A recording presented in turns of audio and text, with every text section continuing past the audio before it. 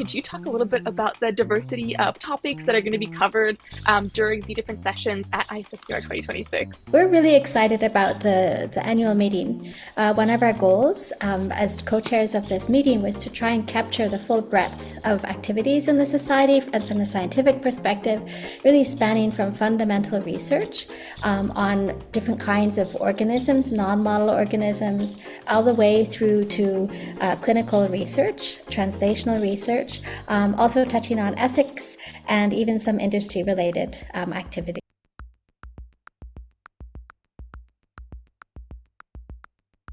One is about somatic stem cells, and this is about tissue stem cells that are found around the body.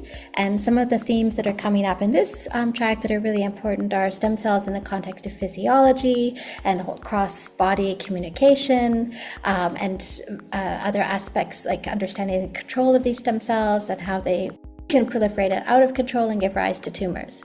Another track is capturing development, which focuses much more on embryonic development, and this includes both embryo models as well as really understanding development in many different organisms. Then we have a disease modeling and drug discovery track, which is there to, again, use these in vitro models, but also how these can be applied to discover new drugs and how we can model diseases in vitro of different kinds.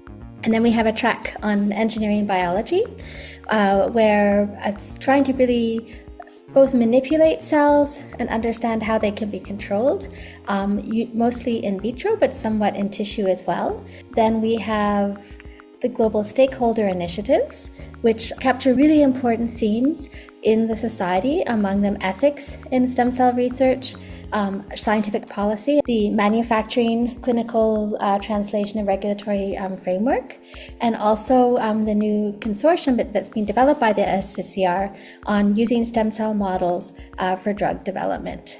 The clinical applications track is also very important because the stem cell advances are moving so quickly towards the clinic now.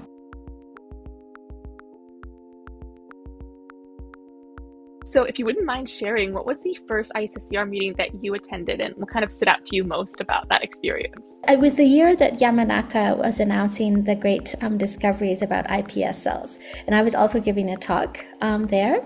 So that was a really exciting meeting. Fast forwarding to today, what was your favorite aspect of organizing the meeting this year? I'm really so excited about this meeting because we worked together incredibly well as a team with a committee from around the world. And we worked very closely to pick speakers most of whom have not spoken at the meeting before. So I would say the vast majority are first-time annual meeting speakers. And we tried to catch people at every different career stage, so from early career all the way to very senior scientists. And we tried to catch people, so geographic diversity and also topic diversity. So here, we really encourage early career attendees to put together a set of speakers that they would like to hear. And so it's usually 3 or 4 speakers. And then these spotlight sessions are selected by the program committee. And they then become responsible for organizing the sort of short session, identifying the speakers and hosting them and leading the questions and answers. There's also many opportunities for networking at the meeting. And this is a big focus this year, that we're really trying to improve networking opportunities. And there's also a really exciting initiative this year for the first time where we're actually partnering with the Canadian Stem Cell Network. And there's going to be a working group made up of members from both the Canadian Stem Cell Network, and there was an open call for researchers around the world to participate in this and to try and tackle some of the global issues that are currently ongoing. Put your exciting science together, give it a clear framework of why the question is exciting, what your results are, and what the potential meaning of your results are.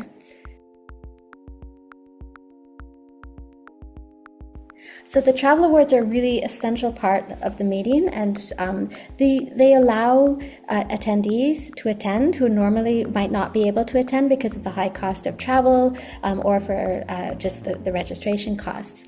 The other important support mechanism that's provided is for people who need caregiving, and so might have to travel with somebody to help either with children or need care with an elder person as well. I think that the experience of attending the meeting and presenting posters was always incredibly rewarding because you had the opportunity to interact with many people, to make connections with people, and these have actually evolved into lifelong friendships. I look back now and think, this is amazing. You know, I've known some of these people for 20 years. Finally, what is your number one tip for making the most of your experience at ISSCR 2026?